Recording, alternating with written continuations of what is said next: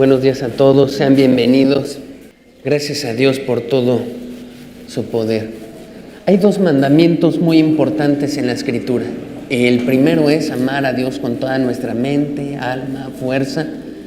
Y el segundo, amar a tu prójimo y darle un poquito de agua. Muy bien.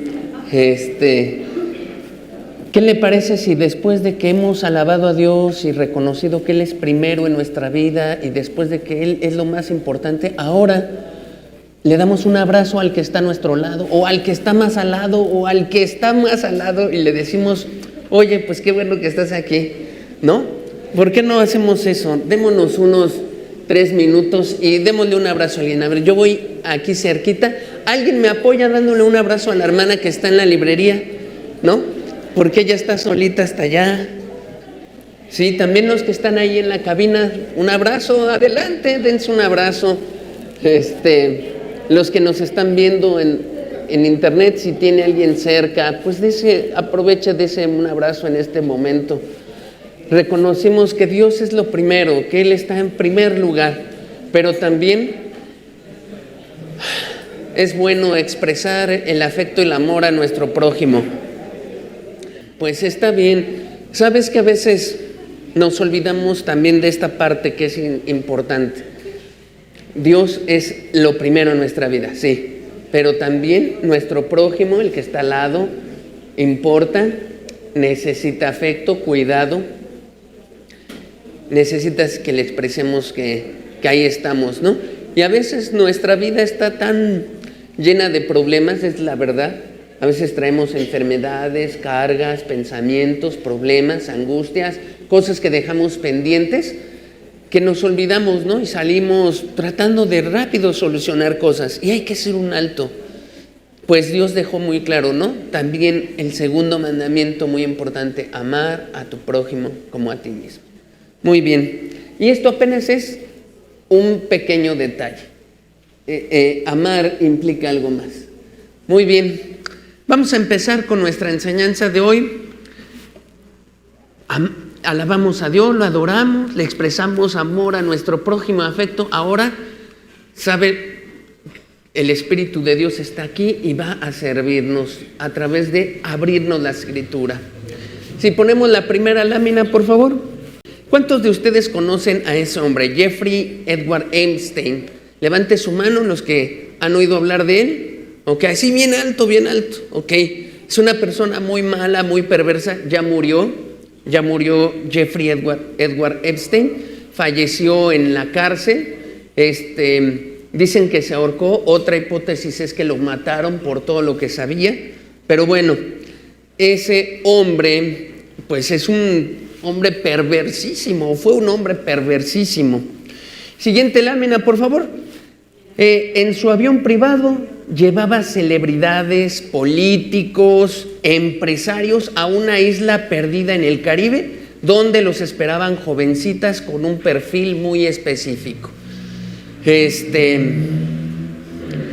Muy bien, entonces ese hombre hizo toda una red de muchas chavitas, desde Francia, Estados Unidos, de muchos países, las llevaba a una isla y hacía con ellas lo que quería porque les llevaba empresarios.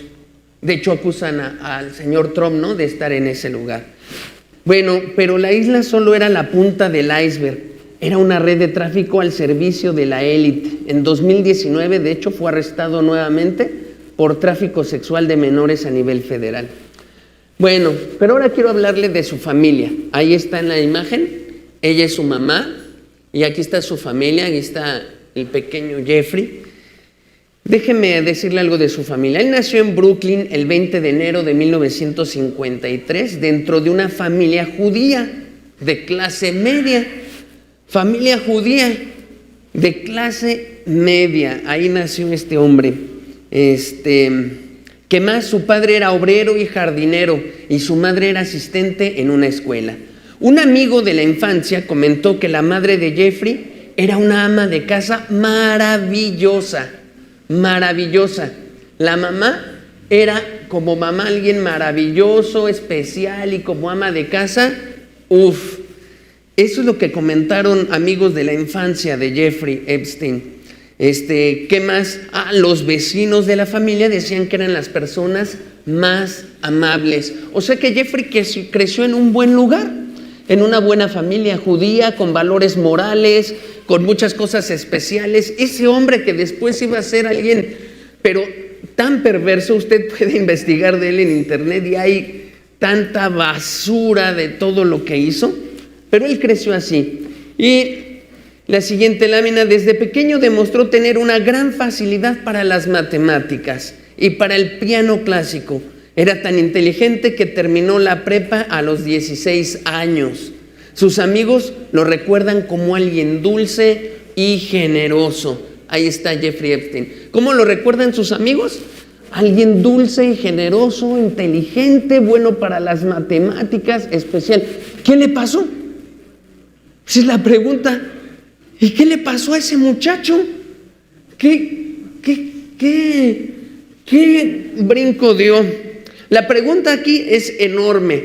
¿Cómo alguien con una infancia así de tranquila puede convertirse en un depredador sexual, en un cuate lujurioso, inmoral? ¿Cómo puede alguien dar un brinco así tan fuerte?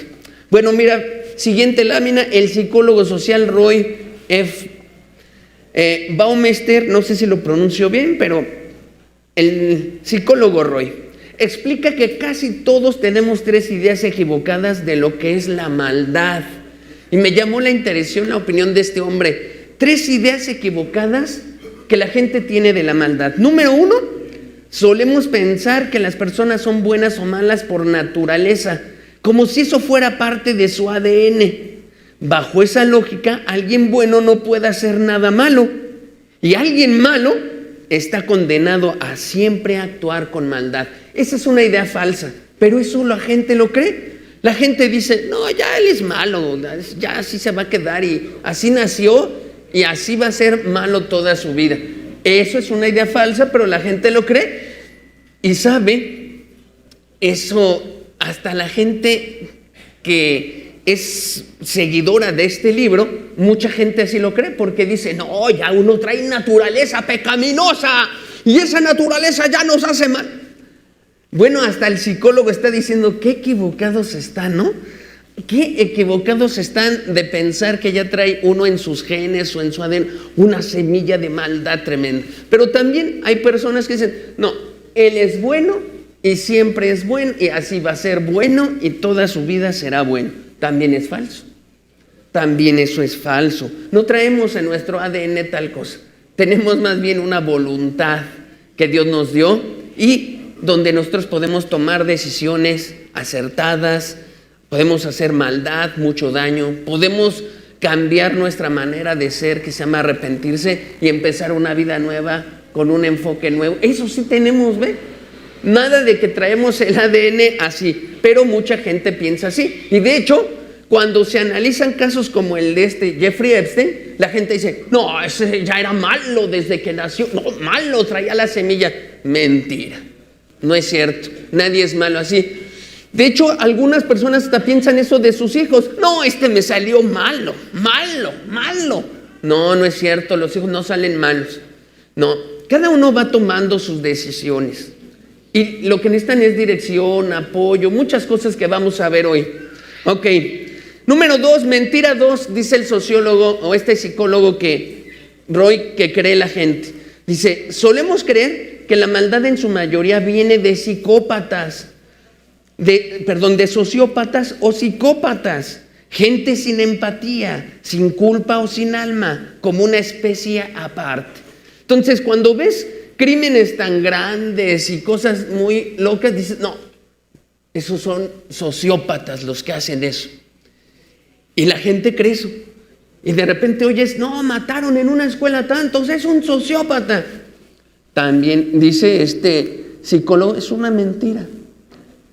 Eso es una mentira. Ya veremos ahorita por qué. Y número 3, mentira número 3, dice él: muchas películas, fíjese, muchas películas de Hollywood nos han hecho creer que la maldad surge de un solo evento traumático en la infancia. Como si algo se hubiera roto adentro y a partir de ahí ya no hubiera vuelta atrás. Tanta película que a lo mejor a lo largo de nuestra vida hemos visto sin discernir, sin evaluar, sin juzgar, sin poder hacer algo, nada más como que consumiendo todo lo que ve. Nos ha llegado, dice este psicólogo, a establecer un patrón, una idea. ¿Sabes qué? Todo se origina en la infancia con un evento traumático y a partir de ahí nos convertimos en algo que nunca más volveremos, que ya no hay vuelta atrás. Eso es una mentira, pero lo creemos. Y entonces cuando se analiza el caso de Jeffrey Epstein, uno dice, es un psicópata, la maldad la traía en el ADN y algo malo, y además, seguro en su infancia tuvo un problema traumático Pues no siempre es así. Para empezar, Jeffrey Epstein creció en una familia judía, los vecinos hablan de que era una familia estable, se da nota de que la mamá era maravillosa, ama de casa, una excelente mamá. Entonces, ¿qué pasó? ¿Qué pasó? ¿Qué es lo que está pasando? Bueno, termino la introducción con la siguiente lámina. La realidad, dice este psicólogo, es más compleja y para comprenderla hay que romper con esas ideas. La gran mayoría de los actos crueles no las cometen los sociópatas o psicópatas. Solo el 5% de todos los crímenes así aberrantes está a cargo de sociópatas y psicópatas. Como ves, solo el 5%. El otro 95% proviene de gente común. Gente que no se ve a sí misma como malvada o cruel, sino que simplemente actúa por deseo, impulso o conveniencia. ¿Cómo ve? El 95% de los crímenes así horribles o cosas que escuchamos no viene de psicópatas. El 95% viene de gente común, que es movida solo por su impulso, su deseo o porque le conviene. Simplemente, a mí me conviene esto, voy a hacer esto, ¿por qué no? A mí me causa placer esto, voy a hacer esto, ¿por qué no? El 95% de las cosas tan malvadas que han ocurrido en este planeta viene de gente común que solo se deja llevar por deseos, impulsos. Y el otro 5%, afirma este psicólogo, por gente psicópata. Qué tremendo, ¿no? Pareciera que ese no es nuestro cuadro de repente. Muy bien. Entonces, ¿qué pasó con este señor Jeffrey Epstein? ¿Qué fue lo que pasó? Bueno, primero era una persona común como nosotros. Creció con valores y eso. Pero sucedió algo. Ya con esto termino este relato. Sucedió algo. Ya en su juventud, una persona con valores y eso, con deseos y pasiones como todos nosotros, pero sin un control o sin tener en su vivencia la idea de que hay un Dios que nos observa, empezó a cometer ilícitos, desde fraudes, empezó a organizar, a trabajar en una empresa donde a lo que se dedicaba era a decirle a sus clientes cómo evadir los impuestos. Y un día los cachan. ¿Qué cree que le pasó a él? Nada. ¿Por qué no le pasó nada? Porque lo protegieron, porque decían, no, pues este hombre es muy hábil, nos está enseñando a cómo evadir, ¿no?, impuestos. Entonces la logra sortear, la libra y así. Y ese caminar de este Jeffrey empezó a aumentar. De ahí lo contratan en otro lado, de ahí en otro, de ahí funda su empresa de préstamos, pero nunca alguien le puso un límite para decir, hasta aquí, se acabó. La ley, no, porque la misma ley de repente iba atrapándolos. Y así hasta que de repente él tiene una isla paradisíaca donde tiene muchachitas. ¿Y sabe qué hacía? Persona o político o empresario que iba a su isla a estar con esas jovencitas como pedófilos, los grababa. Es por eso se conoce él como los archivos de Epstein. Los grababa, los registraba y entonces cuando algo gordo se armaba y lo querían refundir, él les decía, si no me ayudas, si ustedes todos poderosos no me ayudan, yo tengo información que va a salir a la luz. ¿Cuándo lo agarraron? hasta que la presión social y ya muchas cosas por todos lados reventaba, y pues lo tuvieron que callar, y lo callaron en la... Bueno, dicen que por eso no fue que se ahorcó, sino que lo mataron, porque él sabía tanta información. Bueno, entonces, ¿cómo llegó hasta ese nivel? Fácil. Simplemente no hubo límites, no hubo un muro de contención moral, no hubo alguien que lo detuviera, nada. Se le fue permitiendo y permitiendo y permitiendo y permitiendo hasta que ya no había control, se deformó, ¿no? Qué hermoso es cuando Dios nos pone un límite, nos deja experimentar dolor y las consecuencias a veces del pecado. ¡Ay, cómo dice eso! Qué hermoso es que Dios nos ponga límites, nos deje, nos estorbe en las cosas que hacemos o que planeamos y que nos permite así como que recibe las consecuencias del pecado que estás haciendo. Recíbelo, porque nos frena y nos lleva a evitarnos hacer como esta persona, que no es psicópata, no es sociópata, no tuvo una mala infancia, simplemente no recibía las consecuencias de su pecado. Muy bien, siguiente. Entonces, el día de hoy vamos a ver el siguiente tema, que es lujuria, consecuencia del pecado de David. Lujuria, consecuencia del pecado de David. Vamos a empezar a ver todo lo que, pues David pecó, cayó, lo describimos, y ahora todo lo que va a pasar en su vida. Hagamos una oración y empezamos este mensaje. Padre, muchas gracias, Señor. Gracias por tu palabra. Gracias porque ahora entendemos que ha costado mucho que nos llegue hasta hoy tu palabra. Todos los que escribieron y plasmaron cosas, Señor. Te pido ahora que tu Espíritu Santo le dé vida a tu palabra. Que nos hables, que no nos dejes salir igual que como llegamos. Que tu palabra dé testimonio de un Dios verdadero en la tierra. Y que obstruyas y que nos ayudes a pensar 2 veces antes de pecar, Señor, porque hay consecuencias. Que este día sea un freno, Señor, que ponga semillas correctas en nuestra mente para pensar mucho antes de pecar. En el nombre de Jesús, amén. Muy bien. Bueno, haciendo ya a un lado a este señor Epstein y todo, y cómo es que llegó a esa situación. Con David nos habíamos quedado en que había perdonado Dios los pecados de David. Hace 8 días hablamos de eso. ¿Por qué perdonó Dios sus pecados? Se arrepintió y creyó en Él. Así sencillo.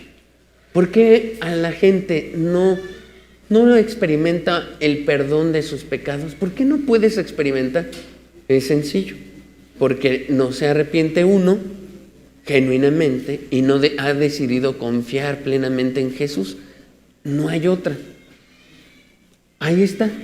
Entonces, si alguien dice, es que yo no he experimentado, pues revisa si realmente te has arrepentido genuinamente o has decidido confiar plenamente en Jesús, porque Él ya hizo todo, ya pagó todo, el precio está pagado, ya nada más es, pues aquí está, necesito un odre nuevo para vaciar el vino nuevo, si no se va a desparramar. Un odre nuevo es un corazón rendido, arrepentido, ya rendido en toda voluntad a Dios, y entonces, listo, y creer en Jesús como aquel que pagó el precio por nosotros.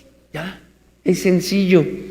David tuvo eso, pero iba a descubrir que las consecuencias del pecado son demasiado dolorosas, ultra dolorosas. Muy bien, vamos a aprender un principio. Siguiente lámina, por favor. Lo voy a repetir varias veces. Dice ahí, tú tienes pasiones. Tus hijos también tienen pasiones. Este es un principio que me dio un hermano en Cuba que se llama Rolando Rizzo. ¿Y qué quiere decir eso, hermano? Bueno, sí o no, todos los que estamos aquí adultos somos gente que tiene pasiones, deseos, que pues nos da tentación muchas cosas, esa es la realidad. Bueno, nada más acuérdate, así como tú tienes pasiones, tus hijos también las tienen. también las tienen. Siguiente, lo voy a describir ese principio. Cuando un padre de familia se guarda de sus pasiones, adquiere autoridad moral y se convierte en un muro de protección para los suyos. En cambio, cuando un padre no se domina y da rienda suelta a sus pasiones, sus hijos y su esposa tienden también a dar rienda suelta a las suyas. ¡Qué tremendo! Eso es lo que quiere decir este principio. Un papá que sabe guardarse de sus pasiones, que sabe decir no a esto, no al adulterio, no a estas cosas, es un muro, es una barrera así súper fuerte de protección contra sus hijos, para sus hijos y su familia. ¿Qué importancia en los papás? Bueno, también la mamá. Pero hablamos ahorita del padre. Aquel padre que sabe guardarse de las tentaciones está haciendo un muro para su hijo, porque está teniendo una autoridad moral muy fuerte. Cuando se acerca con el hijo y le dice, eso está mal, no quiero que hagas esto, no son las palabras, sino el ejemplo el que está pesando demasiado. Pero cuando un padre de familia cae en pecados, como cayó David, haga de cuenta que ese muro de contención es despedazado, se hace moruna, se viene abajo. Y entonces los hijos, que también tienen pasiones, te dirán, ¿y tú por qué me vas a decir lo que debo de hacer? Si tú hiciste lo mismo. ¡Ay! Eso es tremendo. Eso es tremendo. Eso le pasó a David. Eso es tremendo. Así que cada vez que tú pienses en algún pecado, hablo a los padres y a las madres, en amargarte, en hacer lo que tú quieres con tu vida, en esto, acuérdate, tengo otros, tengo hijos, o tengo gente que me ve, o tengo a mi cargo gente en mi trabajo, y el día que yo les quiera ordenar algo o instruir o dirigir, ese día me van a decir, ¿y tú por qué? ¿Y tú por qué? Si tú ni haces lo contrario, si tú llevas una vida diferente, qué tremendo. Eso es algo que usted tiene que meditar mucho. Acuérdese de sus hijos, acuérdese de los que están ahí abajo, porque un día te lo cobran todo. Un día te lo van a recriminar y te van a decir, pues tú qué, si tú te amargas, si tú insultas, si tú esto, si tú aquello, si tú tratas mal a mi madre, si tú haces esto, si tú, ¿qué vienes a decirme? ¡Sas! Con mucha insolencia. Pero a fin de cuentas te doblarán y dirán, tienen razón. Es triste, pero esa es la realidad. Y eso pasó en David. Pero acuérdese de esto. Si usted se guarda, si usted busca a Dios constantemente y su espíritu, el Espíritu de Dios lo llena, usted tiene un control y una autoridad moral. Ahora, eso no garantiza la salvación de los hijos o de la gente que está a nuestro cargo, no. Pero garantiza una cosa, un ejemplo de moralidad fuerte para que el otro, pues la piense más, los que están a nuestro cargo. Papá, mamá, que estás aquí, tienes que ser un buen ejemplo. Tienes que ser un buen ejemplo. Muy bien, vayamos al texto. Segunda de Samuel, capítulo 13, versículo 1 al 22, dice así. Aconteció después de esto, después de que Dios perdonó a David sus pecados, que teniendo Absalón, hijo de David, una hermana hermosa que se llamaba Tamar, se enamoró de ella, Amnón, hijo de David. Bueno, déjeme decirle que Amnón era el primogénito de David, lo cual en la cultura hebrea le daba privilegios especiales. David pudo haber mostrado hasta cierto favoritismo silencioso con Amnón. Y este era hijo de Ahinoam. Siguiente lámina, porfa. Ahí vamos a poner ese esquema que ya habíamos presentado. Este de azul, Todas estas de acá arriba son las esposas de David. Vaya que tuvo varias, ¿no?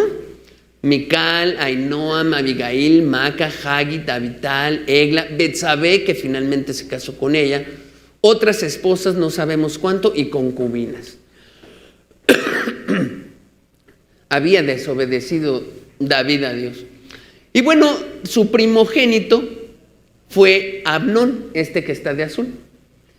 Y vamos a estudiar o vamos a ver los hijos de Maca, otra de sus esposas que tuvo dos hijos, uno de ellas es Tamar, una hermosa mujer, y Absalón, un hijo varón. Muy bien, que por cierto era el segundo hijo de David. Bueno, ahí está.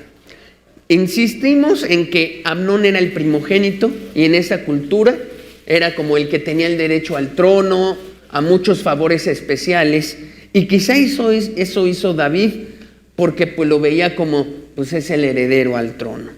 Su estatus lo hizo sentirse intocable y el hecho de que no fuera castigado lo va a confirmar, como lo veremos adelante. Este tipo de jerarquía mal manejada crea hijos con poder desproporcionado, sin frenos morales y muchas cosas. Entonces tenga cuidado cuando consiente más a un hijo, ¿no? Platicamos hace tiempo cuando los hijos de David eran pequeñitos, hablamos ese tema y decíamos, tenga cuidado con hacer distinción y que este es mi hijo favorito, esta es mi hija favorita y que esta es la más especial porque esta sí, esta sí es la que le echa ganas, ¿no? En la escuela, no haga eso porque usted va a destruir a su familia silenciosamente, va a crear un ambiente terrible. Imagínese David con preferidos y aparte con tantos, ¿no? ¿Sabe qué es eso? Un caldo de amarguras, de odios, de tanta cosa. Hay personas que a mí me han platicado de sus experiencias que ha hecho. Es que mi papá tuvo dos mujeres, mi mamá y otra señora. Y los hermanastros, no, dice, fue un infierno. Y eso que solo tuvo dos mujeres. Ahora sí, imagínese aquí, ¿no? Imagínese esto.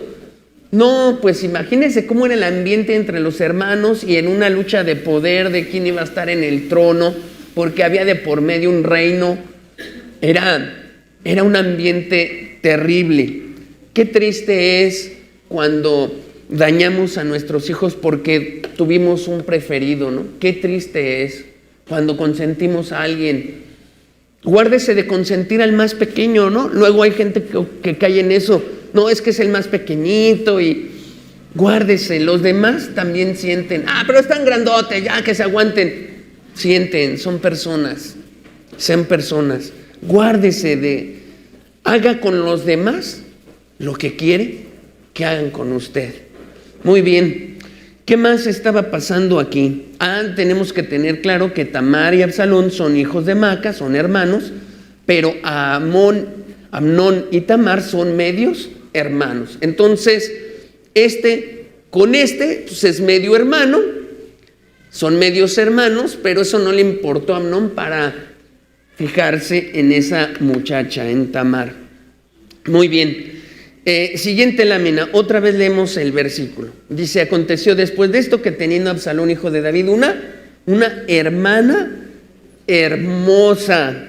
Ya quedamos que la escritura no pone así nada más hermosa porque sí, como lo haríamos nosotros si nos preguntan de nuestros hijos, todos son hermosos. No, aquí, y como David le gustaban las mujeres hermosas, ¿no? Abigail fue hermosa y Betsabé era hermosa y le gustaba, pues seguro en su descendencia había muchachas y chavos guapos y así. Esta Tamar era hermosa.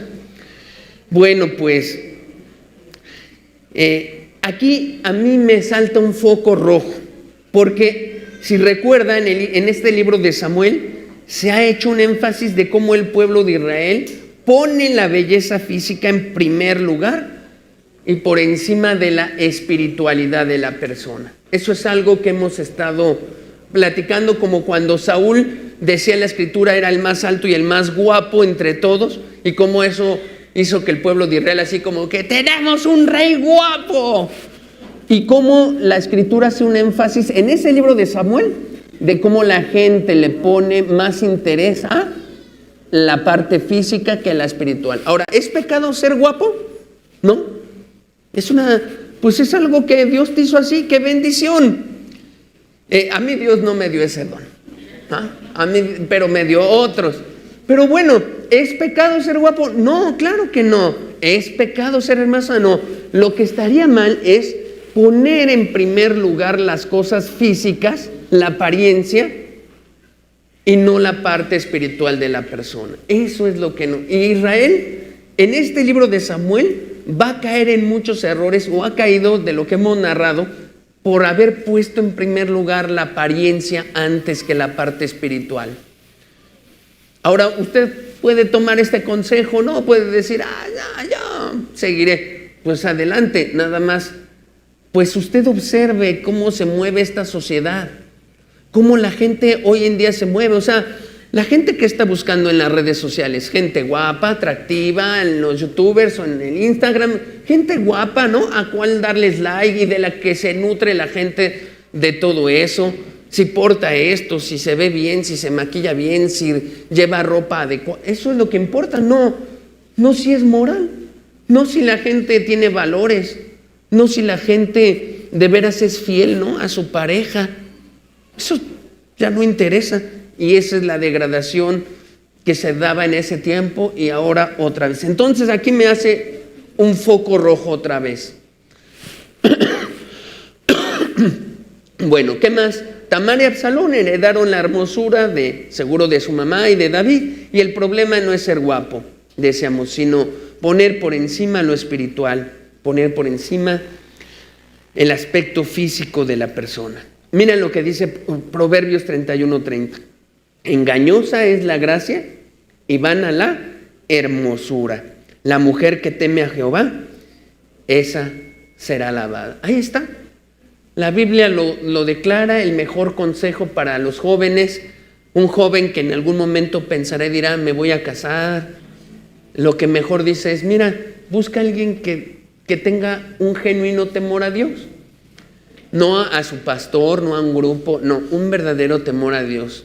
Que sabe que aunque en lo oculto Dios lo ve, o en lo público Dios lo ve, y que en todo tiempo Dios lo ve y se va a conducir así. Esa persona vale oro, más que esa persona atractiva.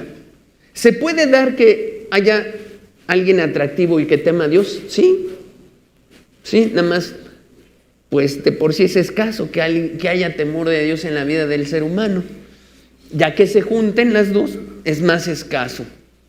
Pero ahí está. Siguiente, por favor, todavía ese versículo 1. Aconteció después de esto que teniendo Absalón, hijo de David, una hermana hermosa que se llamaba Tamar, ¿qué dice ahí? Se enamoró de ella Amnón, hijo de David. Se enamoró Amnón. Bueno, ¿qué quiero decirle de esta parte? Ahí dice se enamoró. Bueno, de una vez leo ese verso 2, ¿no? Dice, y estaba Amnón angustiado hasta enfermarse por Tamar, su hermana. O sea, era tal el amor que tenía que se enfermó. Qué curioso. Bueno, déjeme decirle que aquí está usted viendo algo que es la lujuria disfrazada de amor. La lujuria disfrazada de amor. ¿Cómo se da cuenta usted qué es eso, hermano? Ya veremos, vamos a describir esto y vamos a ver, ¿no? Vamos a profundizar. El día de ayer algunos pudieron llegar al Museo del Maná, el Museo de la Biblia, y una de las cosas que al final platicaba con la persona que nos daba el recorrido era sobre cómo las palabras se traducen en la escritura, la diferencia de tiempos, y veíamos, por ejemplo, esa palabra de amor, y decía él, no, pues es que ahora se tradujo, pero amor viene de al menos 4 palabras griegas. Una de ellas es ágape, otras filos, ¿no? Otras eros, pero en el español se traducen como amor, y platicábamos de eso. Y yo le decía a la persona, hace falta una traducción más actualizada, porque hoy en 2025, cuando la gente lee la palabra amor en la Biblia ya no tiene el mismo concepto que lo tenía en los años 60 o 70. En los años 60 o 70, cuando se hablaba de amor, se imaginaba uno sacrificio, se imaginaba uno en trabajo hasta duro, sí, también enamoramiento y pasión, pero pues te hablaba de que había que entrar con mucha fuerza y ser fiel hasta el final. Yo recuerdo pues que algunas personas ya grandes de edad, ¿no? Como ahí permanecían fieles a promesas porque era importante. Pero ahora ya no. Es más, ahora la palabra amor tiene tantos significados hasta lo que depende en la red social que andas. Y ya como que esa palabrita ha quedado desvirtuada hoy. Ya no está tan precisa en nuestra cabeza. Ya no está tan claro. Ya está medio borroso, difuminado cuando decimos hay que amar. Ya no. Yo me doy cuenta de eso en algunos alumnos que tengo, ¿no? A los que les doy clase, porque dicen, no sabe cuánto amo a mi novio, profe. ¿En serio? Y le digo, ¿y si te propone casarte, entonces ya te casarías con él? Ay, ¿cómo cree? Si es nada más para un rato. Pero dices que lo amas. Dices que lo amas. Entonces, ¿qué es para ti el amor? Ay, lo que sentimos. Bueno, sí se da cuenta, está borroso ya está borroso. Bueno, entonces aquí escuchamos esta frase, esta parte en la escritura y pues yo lo que quiero decirle es con exactitud.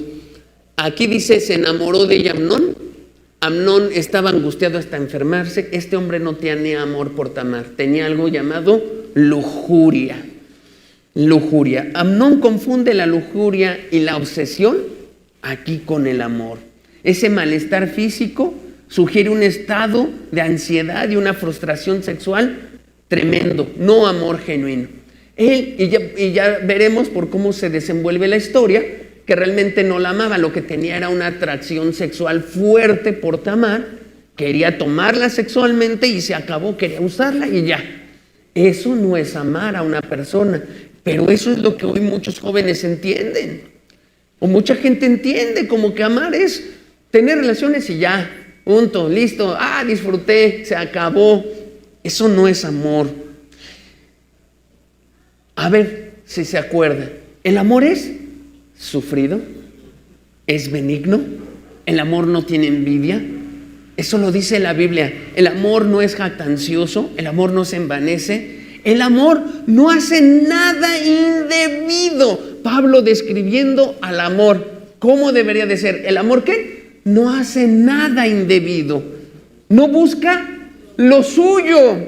No se irrita, no guarda rencor. No se goza de la injusticia, mas se goza de la verdad.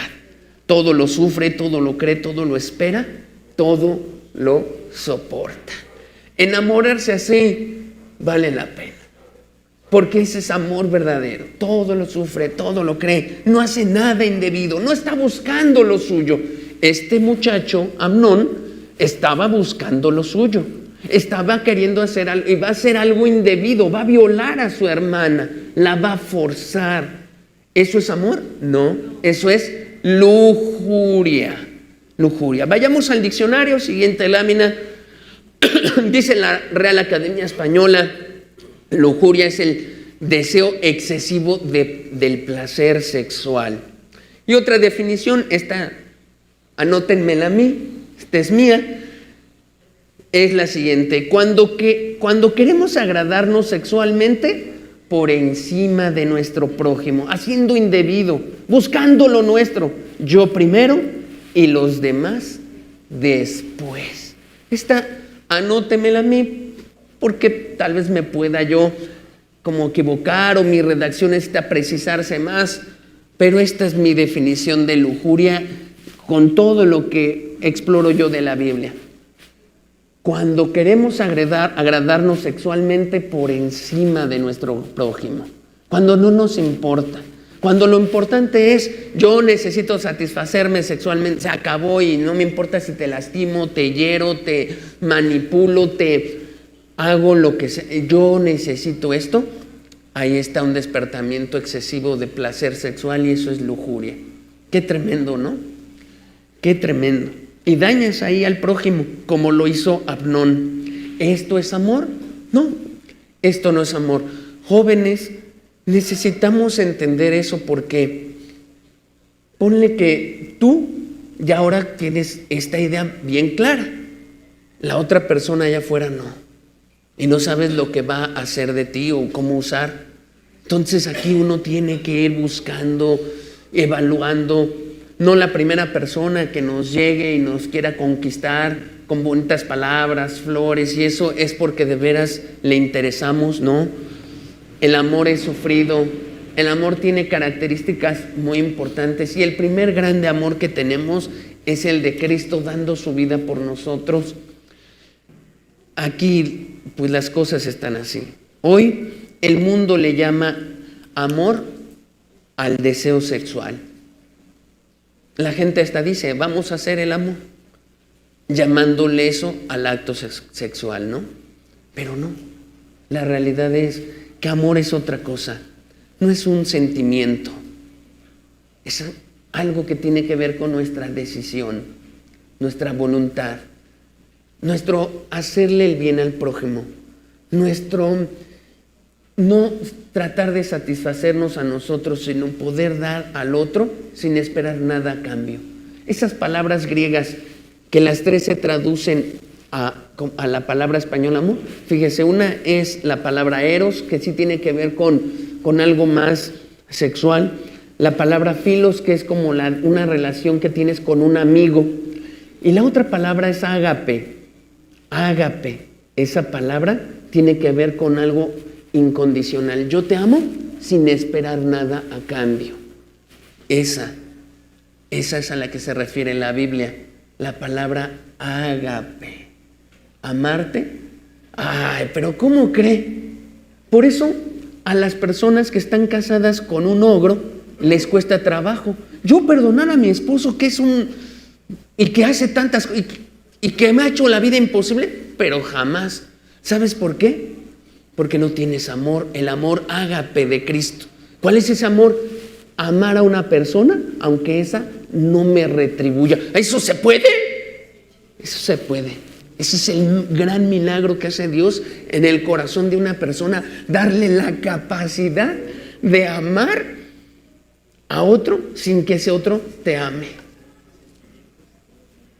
Y bueno, y ahí vale la pena de repente, esto a mí me hace reflexionar y decir, bueno, yo tengo que amar hacia mi esposa, porque a veces entre matrimonios cristianos uno se acostumbra a amar y recibir, porque pues es una relación tan especial, das, recibes, dar, porque la otra persona también ha amado a Dios y hay como, pero es que debe de seguir siendo mi amor firme por ella, aunque un día me deje de amar.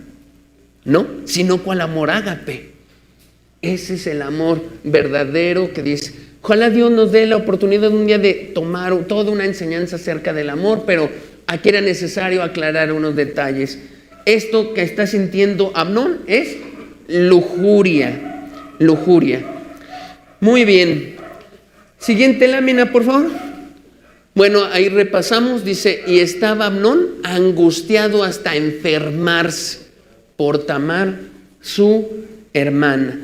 La lujuria llega hasta tal punto que puede decirse que esclaviza a una persona como una droga. Eso es lo que también pasa con la pornografía. Es una droga, es algo que la gente luego no puede dejar y que ni siquiera se han abierto lugares como cuando alguien se quiere desintoxicar de una droga. Hay lugares donde ¿pero ha visto alguno sobre la pornografía? No, en México no hay. Es una droga, creo que es la más fuerte, es tremenda y te llega hasta enfermar cuando ya estás muy obsesionado con todo esto. Así es que cuidado. Ahora en Cristo hay posibilidad de salir, sí, porque Dios es poderoso. Es enormemente, y lo que es imposible para el ser humano, lo que el psicólogo, el psiquiatra y muchos no pueden hacer, Cristo lo hace completo y maravilloso y libra a una persona de la degradación de la pornografía y de la lujuria y de todo eso. Es hermoso Cristo. O sea, hace tanto en nosotros. Y bueno, pues yo lo que quiero decirles es cómo ahí describe a ese hombre, angustiado hasta enfermarse. ¿Ha notado usted cómo el libro de Proverbios hace un fuerte énfasis en el pecado sexual? El capítulo 5, el capítulo tal, luego otra vez que la ramera. ¿Ha notado eso? Pues tiene que ver con toda la vida familiar de David y David mismo. O sea, seguramente Salomón o lo escuchó de su padre o meditó en toda su familia y dijo, vaya que todo esto de la sexualidad, toda esta situación inmoral arrastra hasta el más fuerte. Los despedaza, ¿no? Despedazó a David, el hombre que había vencido a Goliat. Despedazó a mi hermano. Y te hace muchas advertencias. Vea usted el libro de Proverbios. Asígnele un porcentaje a cuántos capítulos, versículos le corresponde este tema y se dará cuenta que hay un porcentaje grande donde Salomón está diciendo, huye de las pasiones, huye de esto sexual. Primera de Corintios 6:18 dice así, huid de la fornicación. Cualquier otro pecado que el hombre cometa está fuera del cuerpo, mas el que fornica contra su propio cuerpo peca. ¿Hay algo que pasa en el cuerpo del ser humano que no pasa con otros pecados? O sea, robar te daña y daña al prójimo, pecas contra Dios, lastimas a Dios y creas una cosa tremenda. Pero hay algo que pasa en el ser humano con el pecado sexual que ya no eres el mismo. Ya no. Ahí te está describiendo algo el apóstol, algo muy fuerte, porque el pecado sexual esclaviza. De hecho, causa o puede producir muchos daños emocionales colaterales en las personas. Muchas cosas, ya veremos ahorita todo lo que la lujuria va a provocar en la vida de David, ¿no? Y la familia más bien. Pero quiero decirte que el pecado sexual daña y crea efectos colaterales. ¿Qué es eso de colaterales?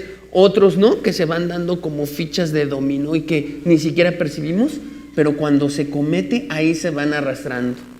Por eso, una vez más, siguiente lámina, una vez más. Entonces te lo recuerdo. Principio, tú tienes pasiones, tus hijos también tienen pasiones. ¿Tú tienes pasiones sexuales? Déjame decirte que tus hijos también las tienen. ¿Tú tienes deseos sexuales? Tus hijos también.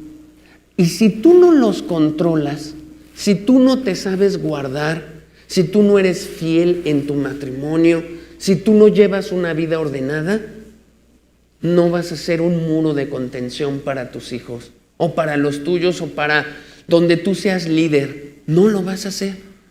No, se pierde, se golpea, se desmenuza.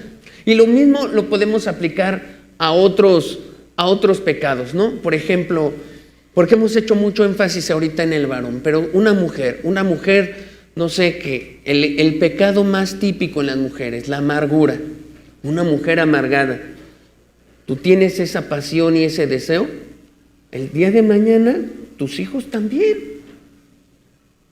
Y cuando quieras ayudarles y decirles, no, mira, es que esto te está destruyendo, ¿con qué autoridad moral lo vas a hacer? Cada cosa tú tienes que pensar, frénate, porque hay otros que te observan y tu ejemplo arrastra. Si tus palabras jalan, decía una persona por ahí hace muchos años, si tus palabras jalan, tu ejemplo arrastra, ¿no? Como un río que se lleva todo. Valen más tu ejemplo que las palabras. Así que, y bueno, y si tú has sido una persona hasta ahorita fiel al Señor y te has guardado puro y has querido luchar, sigue así, aunque este mundo se está colapsando y aunque pareciera que no vale la pena, sigue así, porque tu ejemplo sigue arrastrando. Es más, esto es como como algo que Dios le quiere decir a la iglesia. Iglesia mía, sigue pura, guárdate de toda esta ola de inmoralidad sexual, guárdate de todo pecado, iglesia mía, porque eso es un muro de contención en este mundo. Haga de cuenta que es como el río que hace poco vimos en Veracruz, ¿no? Cómo arrasó y arrastró tanto mueble, casa, autos. Pero la iglesia, mientras sea así de pura, es como un muro de contención impresionante que no deja pasar a todo lo que está adentro protegiendo. ¡Qué impresionante!, ¿no? Pareciera que no hacemos nada, pero sí, el mantenerte así con la gracia y ayuda de Dios está haciendo algo firme y fuerte en este mundo. ¿De verdad? Firme y fuerte, porque da aliento a otros, empuja esperanza, empuja sí se puede, con la ayuda de Dios sí se pueden matrimonios fieles, sí se puede llegar hasta ser viejito, ancianito, tomar a tu esposa de la mano y caminar juntos en fidelidad y decir, llegamos, sí se puede. Y eso es un muro de contención fuerte. No te guardes, y ese muro viene y arrastra a los tuyos, va a arrastrar a tu esposa, va a arrastrar a tus hijos. Ahora, si ya lo está arrastrando, ¿cuál es la solución? Cristo es la solución. Volverse a Él, arrepentirse, tener una vida nueva en Él. Y, amigo, eso es lo que necesitas. Seguimos, ¿verdad? Verso 3. Y Amnón tenía un amigo que se llamaba Jonadab, hijo de Simea, hermano de David, y Jonadab era hombre muy astuto. Aquí la idea de astuto en este texto es que era muy inteligente para pecar. No, eso es algo muy tremendo. Cuando aquí dice la Biblia era un hombre muy astuto, se refiere a alguien muy inteligente para pecar. Pero además Jonadab era primo de Amnón. Qué tremendo es cuando de la misma familia, ¿no?, viene una persona que en lugar de ayudarte a buscar a Dios, de la misma familia es la que te aconseja pues ¿para qué haces esto? Evade, roba, roba la luz. Eres tonto, ¿por qué haces esto? Cuando la misma familia, ¿no? O cuando los primitos sean los primeros en empujar a tus hijos, ¿no?, a una vida inmoral sexual, a ver pornografía, a tanta cosa. Y eso se da mucho. ¿Se acuerda que le dijimos que en Navidad es cuando las estadísticas dicen que es cuando más se va a dar esto?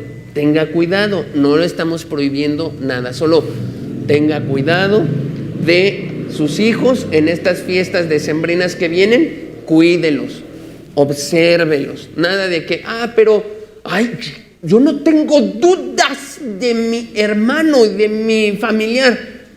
No te estoy diciendo que él sea malo, solo estas cosas ocurren en estas fechas. Y mire, a David le ocurrió, le salta por ahí un sobrino suyo llamado Jonadab, que en lugar de estarle ayudando con su hijo Amnón, que trae problemas, que trae una obsesión, que trae una lujuria, que trae un pecado despierto, en lugar de ayudarle y decirle, no, Amnón, teme a Dios. Además, si tú haces esto, si tú haces algo malo, el trono lo vas a perder. En lugar de eso, porque está por medio un trono, en lugar de eso, vamos a ver qué dijo el hombre astuto. Verso 4, y le dijo, hijo del rey, ¿por qué de día en día vas enflaqueciendo así? ¿No me lo descubrirás a mí? Y Amnón le respondió, yo amo a Tamar, la hermana de Absalón, mi hermano. Jonadab le dijo, acuéstate en tu cama y finge que estás enfermo. Y cuando tu padre viniera a visitarte, dile, te ruego que venga mi hermana Tamar para que me dé de comer y prepare delante de mí alguna vianda para que al verla yo la coma de su mano. ¿Sabes? ¿Qué consejo, no? En lugar de aconsejarle, Dios te observa, Amnón, mira, no es correcto, es tu hermana, es tu media hermana, y tú sabes que eso no está bien, se llama incesto, esa relación sexual con el familiar, se llama incesto, no lo hagas, no, mira, finge esto, haz esto. Ahora, pues Amnón tiene conciencia, responsabilidad y voluntad, pero yo quiero ponerme en el lugar de Amnón, y yo creo que evaluó cosas y dijo, pues si mi papá un día también engañó, ¿no? Se echó al Urías, lo engañó y hasta le mandó de comer, pues sí se ha de valer, ¿no? Sí se da cuenta cómo todo afecta y cómo dejamos de ser un muro. Yo tengo que buscar a Dios continuamente, todos los días, y decirle, ayúdame para ser un buen ejemplo a mis hijos. Ayúdame a no fallar, porque el día que yo me deslice, no es que Dios castigue, no es que Dios va a traer no, es la consecuencia de mi pecado, es las consecuencias, lo que voy a desbaratar en sus mentes de mi familia, en la mente de mis hijos, en la mente de los demás, de mis amigos y demás personas. Tengo yo que guardarme. Proverbios 12:26 nos va a describir a Amnón. Yo digo, Proverbios está lleno de toda la vida de David. Vea lo que dice: el justo sirve de guía a su prójimo, mas el camino de los impíos les hace errar. Jonadab no guió a Amnón hacia la justicia, sino que lo empujó a errar. Él actuó como el ejemplo clásico de un amigo que encamina al mal y guía hacia el mal. Ese proverbio se le aplica completamente a este Jonadab, ¿no? El justo sirve de guía a su prójimo, mas el camino de Jonadab te hace errar. Y vaya que hace errar, porque el consejo, ¿en qué termina el consejo? En que en un momento matan a Amnón. Así los consejos del impío. Proverbios 13:20. El que anda con sabios, sabio será, mas el que se junta con necios será quebrantado. Amnón se quebrantó por escuchar a Jonadab. ¿Qué es eso de quebrantó? Terminó muriendo. Se quebrantó, hasta allá llegó. Jonadab encaja en la categoría de un necio astuto cuya influencia destruye. Las malas compañías destruyen. Y aquí un consejo. Mira, es joven que me escuchas. Cuando uno va creciendo, yo fui joven también, uno va creciendo, pues uno va madurando y quiere cierta autonomía en su vida. Ya no quiere que su mamá esté atrás de uno, ¿no? ¿Dónde andas? ¿Dónde estás? Comunícate. ¿Pero por qué tanto tiempo? ¡Ay! ¿La hora? Uno empieza a crecer y uno dice, por favor, denme libertad, ¿no? Y es válido. También, cuando uno es joven, pues uno lo que dice es, déjame tener a mis amigos. Es que, y las mamás, yo tuve también una mamá y se preocupó por mí y me decía, no me cae bien tu amiguito, ¿eh? Tu amiguito no me cae muy bien. Y esa amiguita que, ay, ¿quién te dijo que podías tener amiguitas? No, en serio, eso pasa. Ahora, ¿es porque mamá está mal? No, mamá no está mal. Pero son etapas de la vida. En la juventud vamos creciendo, madurando. Las mamás necesitan ir entendiendo, viendo esto. Pero tienes que tener en cuenta que esto que dice la Escritura, mira, todo falla, pero la Escritura no. Así de plano. Todo falla, nuestras mejores ideas como padres, consejos y proyectos, pero la Escritura no falla. Y si la Escritura está diciendo que el que se junta con necios será quebrantado, es que así va a ser. ¿Qué significaría eso? ¿Que entonces no tenemos que tener amigos? No, vigila bien los consejos que te dan, porque ve Jonadab lo que recibió. Vigila bien, escucha, observa, y si es posible, apártate si estás recibiendo puro mal consejo. Si es para pasar un rato deportivo, eso adelante, pero prende las alertas. O sea, lo que yo quiero decirte a ti, joven, es madura. No quiero decirte, no, y hazle caso a tu papá y no salgas de la casa. No, más bien madura en un mundo perverso, en un mundo que te quiere comer, destruir y deshacer. Es más, te lo voy a decir con esta frase. Voy bien en tiempo. Te lo voy a decir con esta frase. Un día, el mosquito hijo le dijo a su mamá mosquito: mamá, voy a salir a pasear con mis amigos. Hijo, son malas compañías, cuida, además tú estás muy pequeñito. Tú no sabes, mamá, tú no sabes. Ay, no, es que... Y se salió el mosquito. Cuando regresó le dijo: ¿ya ves? Te equivocaste, mamá, te equivocaste. Tú decías que me iba a ir mal y que a lo mejor ni regresaba, que me iba a morir. ¿Y cuál? Yo veía como las personas me aplaudían. Ah, mira, atrás de mí venían aplaudiéndome. A ver, ¿qué trato de decir con eso? Cuando eres joven, piensas así.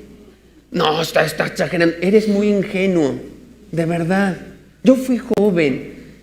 Nos sentimos como que ya lo sabemos todo y como que nada, no, que nos aplauden, ¿no? Así sentimos, mira, me están aplaudiendo y tú exageras. No era eso, ¿verdad? Cuando eres padre, ya viejo, ya has pasado por experiencias, lo que le tratas de decir a tu hijo: no te estaban aplaudiendo. O sea, ¿no te das cuenta? ¿No te das cuenta, hijo? No, lo que estaban haciendo era tratar de matarte. Eso pasa. Joven que me escuchas, escucha a tus padres, no tomes a la ligera las cosas, ten en cuenta eso. Ahí está la voz de Dios, ahí está. No te estamos impidiendo madurar, sino tienes que saber que a una etapa en la vida todavía uno no tiene toda la experiencia y lo que te aconsejan lo tienes que tener como alerta. Eso es importante. Y padres, que Dios nos dé la gracia para madurar junto con nuestros hijos. ¿Por qué? Porque los vemos cómo les está aplaudiendo el mundo, ¿no? Y ahí vienen atrás de ellos aplaudiéndoles y no se dan cuenta, y uno necesita hacer el corazón chiquito y todo y decir: date cuenta que no... Dios ayúdales. Bueno, que nos ayude, ¿no? Aquí entonces el proverbio es sabio y enorme. El que anda con sabios, sabio será, mas el que se junta con necios será quebrantado. Y Proverbios 16:29 dice: el hombre malo lisonjea a su prójimo y le hace andar por camino no bueno. Este proverbio describe casi literalmente lo que Jonadab hizo. Lisonjeó a Amnón a tomar un rumbo perverso. Induce por el mal camino. Mire, ¿sabes que hay estudios sociológicos, que son ahorita los que estoy haciendo, de cómo se prueba una persona? Y una forma de probarla es la siguiente: lisonjéala. Dile a esa persona cosas agradables. Dile que es la mejor. Dile que va muy bien. Y si esa persona, su comportamiento es modificado por ese lisonjeo, esa persona es muy débil en su carácter y en su mente. Eso es lo que están haciendo en estudios y lo hacen en las redes sociales. Y pues las redes son esos que te están aplaudiendo. Pero ¿qué están haciendo? Dale lisonjas a los chavos, y si cambia su comportamiento, son personas débiles mentales y débiles en carácter, y puedes tú manipular a su antojo. Y lo van midiendo como tú compras, con todos los que hay en las redes. Se oye tremendo, ¿verdad? Así pasa también con los adultos. No es algo propio de la juventud. En nuestro trabajo nos hablan así. El lujurioso le habla así a la muchacha, le pone todo el paraíso y depende de cómo reaccione, se da cuenta: una facilona, y las miden ya. Amigo, tú tienes que darte cuenta cómo está este mundo.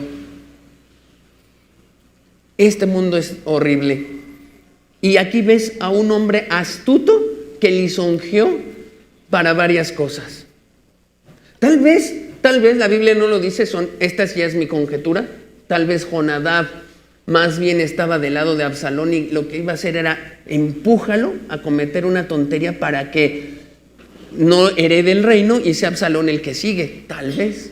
No lo dice, ¿va? Pero uno aquí, pues uno se da cuenta de que este hombre era astuto y algo atrás esconde Jonadab, por lo que me está empujando a toda esta perversidad. Muy bien. Amnón muestra una vulnerabilidad. Ok, verso 6, ya vamos concluyendo. Se acostó pues Amnón y fingió que estaba enfermo, y vino el rey a visitarle y dijo Amnón al rey: yo te ruego que venga mi hermana Tamar y haga delante de mí 2 hojuelas para que coma yo de su mano. Y David envió a Tamar a su casa diciendo: ve ahora a casa de Amnón tu hermano y hazle de comer.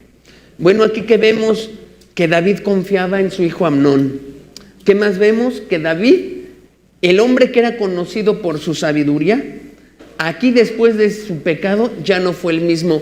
Aquí tú ves como que se le barre a David, se le barre una cosa. Tus hijos también tienen pasiones. Tus hijos ya son ya son jóvenes. Tamar y Amnón ya eran jóvenes. ¿Y cómo que le está pidiendo que venga a su casa? ¿Por qué no pidió a una sierva? Pero ese hombre que era una persona sabia, con una capacidad, no era capacidad mental, sino esa gracia de Dios para decir: aquí hay algo que suena mal, aquí hay algo que no está bien, aquí hay algo incorrecto. Ese don de Dios que nos lo necesitamos todos para discernir, para guiar a nuestra familia, para saber los momentos adecuados donde aquí hay que estorbar, aquí no hay que dar permiso, aquí cerramos esto porque hay peligro. ¡Sas! El hombre con una grande sabiduría llamado David, y que su sabiduría lo llevó a conquistar reinos y mover ejércitos, perdió todo. Ya se lo comió. David no estaba pensando de manera sensata. David conocía lo que eran las pasiones sexuales. Claro que sí conocía. David sabía que era una pasión sexual, la tuvo, experimentó y vio todo lo que hizo, y él tenía que darse cuenta: no, aquí hay 2 jóvenes que no conviene, o lo mando con alguien más. Pero no envió a Tamar con alguien más. Tú tienes pasiones, acuérdate, y tus hijos también las tienes. El error más grande que podemos cometer es pensar: no, mis hijos nunca van a tener ese deseo que yo tuve. Somos seres humanos todos. Y tienen ellos las mismas inquietudes o muchas otras cosas más que las que tuvimos. Decían, recuerdo una frase de mi papá, me decía: yo me enojo más que cualquiera. Yo me enojo más. Y me asustaba mucho. Hasta que un día le dije: yo me enojo más que tú. Pero es que creces, es que te haces fuerte. Y es que un día el muchachito, que es pequeñito, un día tiene músculos, un día tiene más fuerza, a lo mejor hasta crece más que el papá, y un día las cosas ya no son igual. Eso pasa, así es esto. Tú tienes pasiones, tus hijos también las tienen. Ok, siguiente lámina, por favor. Dice: y fue Tamar a casa de su hermano Amnón, el cual estaba acostado, y tomó harina y amasó e hizo hojuelas delante de él y las coció. Tomó luego la sartén y la sacó delante de él, mas él no quiso comer. Y dijo Amnón: echad fuera de aquí a todos, y todos salieron de allí. Entonces Amnón dijo a Tamar: trae la comida a la alcoba, para que yo coma de tu mano. Y tomando Tamar las hojuelas que había preparado, las llevó a su hermano Amnón a la alcoba. Amnón está aquí actuando como actuó David en el caso de Urías: engaño, trampa, estrategia. ¡Qué tremendo! Verso 11. Y cuando ella se las puso delante para que comiese, asió de ella y le dijo: ven, hermana mía, acuéstate conmigo. Ella entonces le respondió: no, hermano mío, no me hagas violencia, porque no se debe hacer así en Israel. No hagas tal vileza, es decir, no me violes. ¿Qué resalto en este verso 11 y 12? Que estaban bien conscientes de que eran hermanos. Está ahí reforzando, hermano. No le dijo, no, Amnón. No, le enfatizó la cosa más fuerte. Hermano, no hagas tal vileza. Eres mi hermano, por favor, ¿cómo se te ocurre? Pero no hizo caso.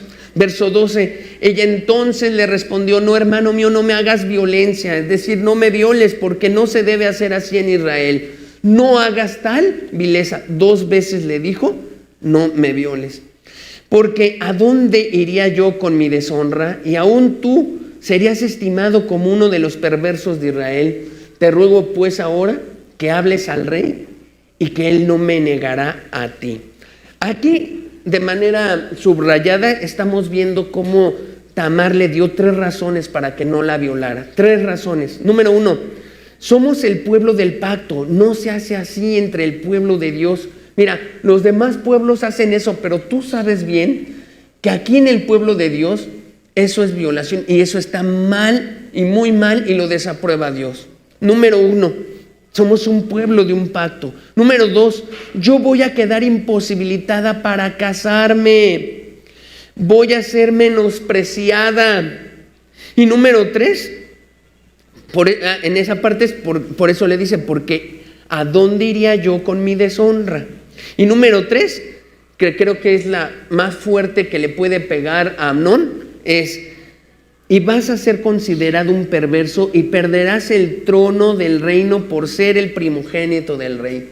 O sea, ya, si no te importa que somos un pueblo que me vas a destruir la vida, me la vas a desgraciar, al menos en tu egoísmo piensa en esto, Amnón. Te van a quitar el trono, te lo va a quitar mi papá, seguro que no te va a heredar. Verso 14, mas él no la quiso oír, sino que pudiendo más que ella, la forzó y se acostó con ella. El pecado sexual esclaviz. Ya estaba tan obsesionado, tan metido en su cabeza, y eso llega a pasar. Eso pasa en la juventud, eso pasa en los adultos, cuando no vas midiendo y gana todo eso. Gana todas esas cosas. Este es uno de los versículos más tristes de la Biblia. No es el más triste, pero es uno de los más tristes que hay. Ya si yo lo mido esto con términos médicos, psicológicos y eso, yo decía una vez, ¿cuáles son las 3 aberraciones más fuertes que la Biblia describe de inmoral? Había una que es una brutalidad colectiva que ocurrió en Sodoma, otra que se describe en el libro de Jueces, donde violan a una mujer toda la noche, pero esta se puede catalogar en una perversión familiar. Es la peor porque era entre israelitas. Las otras que te mencioné en la Biblia no fue entre israelitas y gente pagana. Pero esta fue entre israelitas, del pueblo de Dios, del linaje de David. O sea, eso tal vez lo oyes allá afuera, pero que ocurra en el pueblo, por eso está considerada quizá como la de mayor nivel de perversión en toda la Escritura.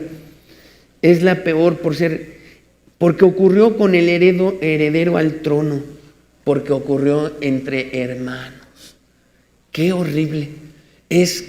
Tal vez a veces medimos las cosas más por otros impactos, pero si tú mides esto, es quizá la cosa más perversa narrada en la Escritura, aunque hay otras cosas que te pueden impactar más por lo violento, eso, pero es que esto ocurrió en Israel, en medios hermanos, con el heredero al trono. La lujuria puede esclavizarnos. Ahora acuérdate, David fue cegado por su lujuria, ¿sí o no? Él tuvo lujuria y no le importó pasar por encima de su prójimo, que era Urías, y se acostó con esta Betsabe.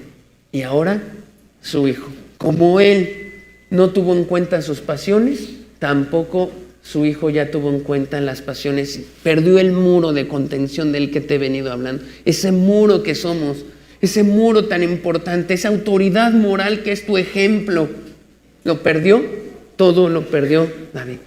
¿Qué es el grito más fuerte que Dios te da? Huye de la lujuria. Verso 15, luego la aborreció Amnón con tan gran aborrecimiento que el odio con que la aborreció fue mayor que el amor con que la había amado. No era amor, ¿verdad? Era pura lujuria. Ahora, y le dijo a Amnón, levántate y vete. Levántate y vete. Así es la lujuria, es egoísta y cruel. No es atracción, no es amor, sino un deseo destructivo, la verdad, en todo esto. Una vez satisfecho el impulso, ya no le sirve emocionalmente a la persona y la descarta.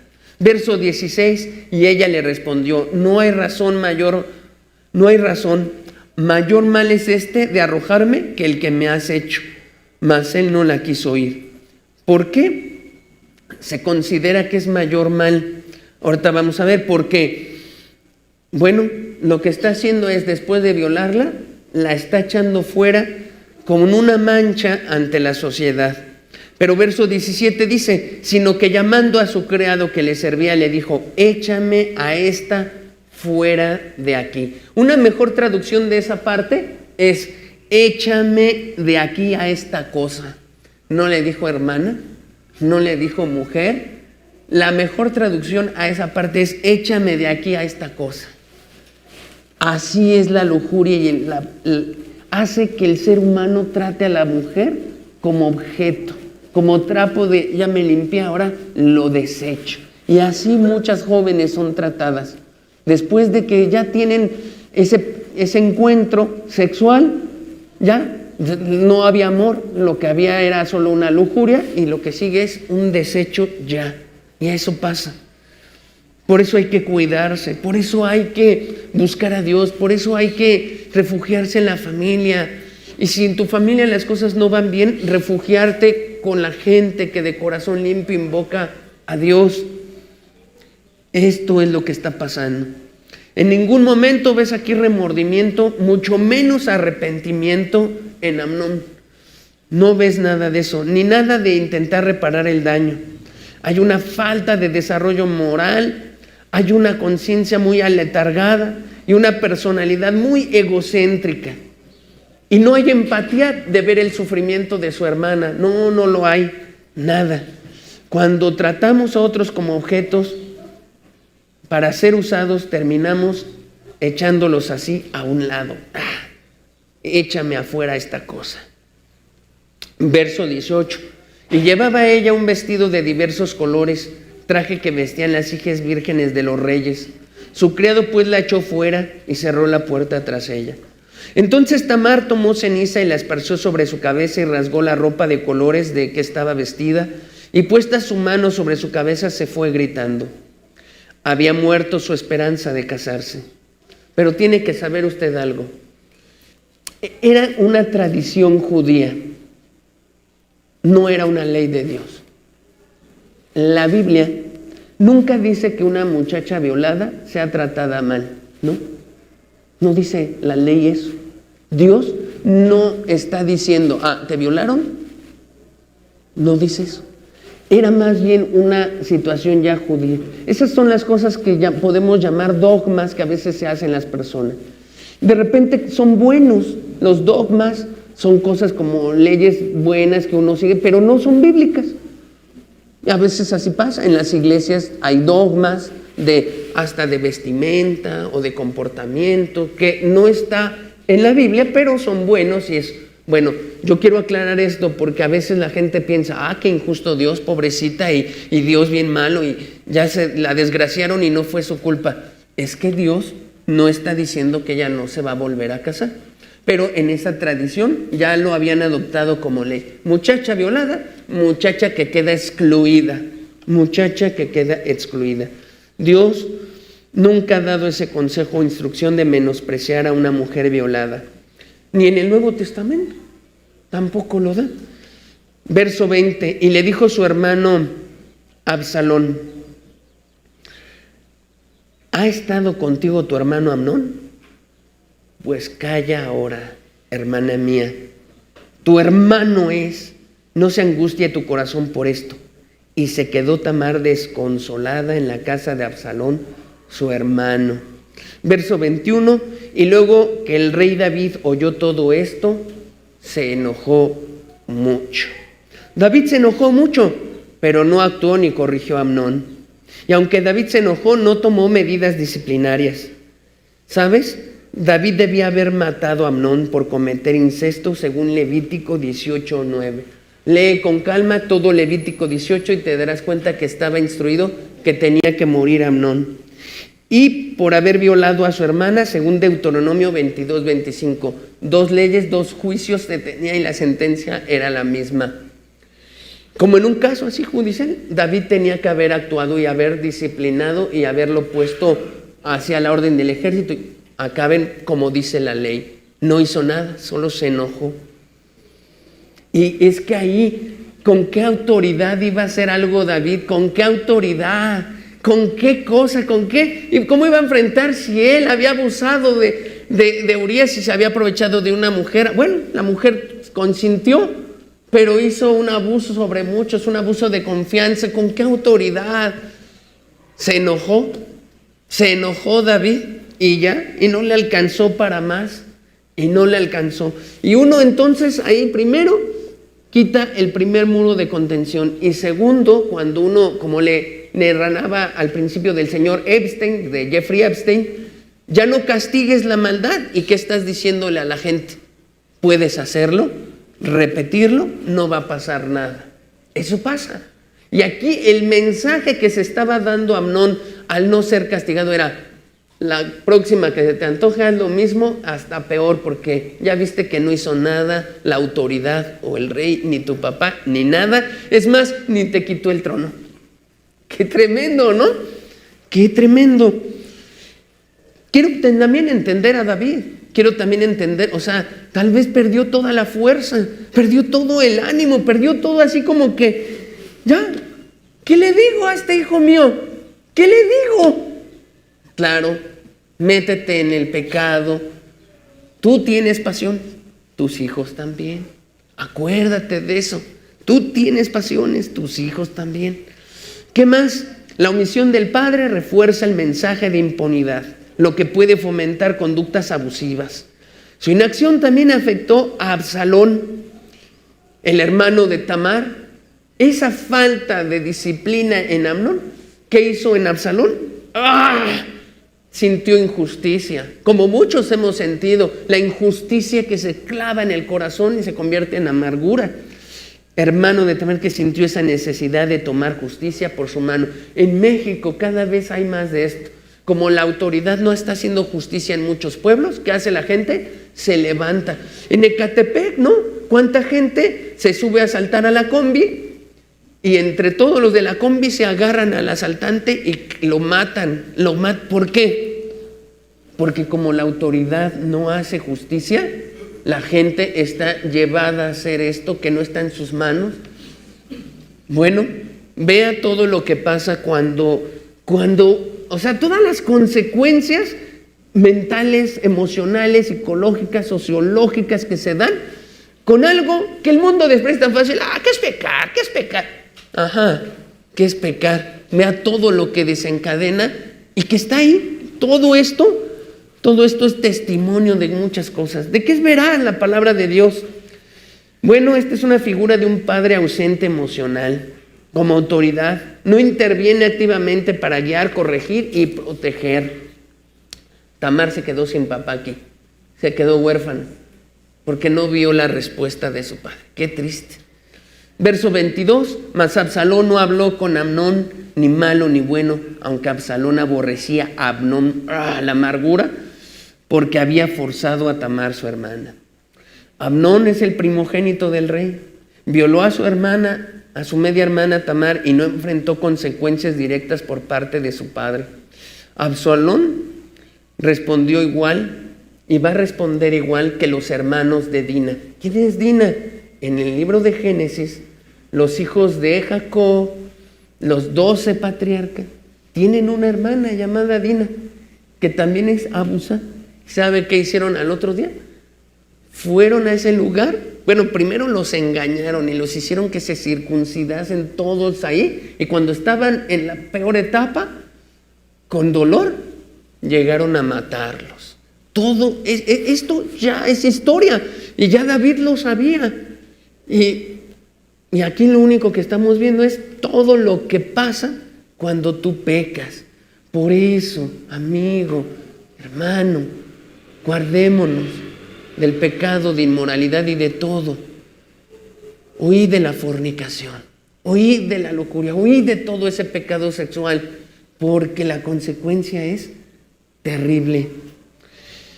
Absalón va a responder de la misma manera y eso va a desatar una cadena de tragedias familiares. O sea, ya aquí ya empezó, pero va a desencadenar, porque ahora la amargura de otro detona en otro y así se va una cantidad de cosas, porque un día perdimos. Tus hijos tienen pasiones, ¿verdad? Tú tienes pasiones, tus hijos también. Termino con las marcas de la lujuria. Siguiente lámina, por favor. La lujuria lleva al odio. Cada vez que se cometen adulterios, fornicaciones. O sea, yo he visto a gente que, por ejemplo, el muchacho que fornica con la muchacha, aunque están de acuerdo, y los hermanos dicen, ¿qué pasó aquí? No, pero es que consintieron, no la violó, consintieron. No, pero así no se trata, ¿cómo, mi hermana? Y se agarran a ese cuate. Eso pasa en México, ¿sí o no? Y van y le ponen una golpiza. ¿Por qué? La lujuria lleva al odio, lleva a la amargura, lleva como deshonra, mancha, lleva al odio. 2, la lujuria confunde el amor con el deseo sexual. 3, la lujuria consume a la persona hasta el grado que ya no se puede detener ni aunque pierdas el trono. 4, la lujuria miente para satisfacerse. 5, la lujuria es irracional. Es irracional, es algo ya. Y la lujuria es egoísta. La lujuria es egoísta. No es amor, no es nada de eso, es puro egoísmo. La historia de Amnón nos muestra cómo una familia, aunque real y con promesas espirituales, puede volverse disfuncional cuando no hay límites claros, hay favoritismo, parcialidad. El padre pierde la autoridad moral, emocional y de todo porque ha pecado. Cuando no se maneja el pecado ni se restaura el daño. Qué tremendo. Así está empezando. ¿Qué nos deja toda esta historia? Repetimos mucho esto. ¿Qué nos deja toda esta historia? Tú tienes pasiones, tus hijos también tienen pasiones. Cuando un padre de familia se guarda de sus pasiones, adquiere una autoridad moral y se convierte en un muro de protección para los suyos. En cambio, cuando un padre no se domina y da rienda suelta a sus pasiones, sus hijos y su esposa tienden también a dar rienda suelta a las suyas. Eso aplica para padres, para líderes, para cristianos, para todos los que estamos aquí. Somos, en cierta forma, un ejemplo y un reflejo hacia otros en esta sociedad, si caemos. Cerremos nuestros ojos y demos gracias a Dios. Padre, gracias por esta palabra, gracias por estas advertencias, Señor. Dice el libro de Jeremías, tu maldad te castigará y tus rebeldías te condenarán. Sabe pues y ve cuán malo y amargo es el haber dejado tú a Jehová tu Dios y faltar mi temor en ti, dice el Señor Jehová de los ejércitos. Cuán amargo fue para David todo, Señor, por haberte dejado. Cuán amargo fue. Padre, ayúdanos a nunca dejarte. Y ayuda a cada una de las familias aquí a encontrarte, a llenarse de ti, a estar fuertes en ti, Señor. y no caer. Venga la fortaleza de tu espíritu en esta hora. Ayúdanos a todos. Graba como se graban las monedas. Acuña en nuestro corazón tus palabras y tus advertencias.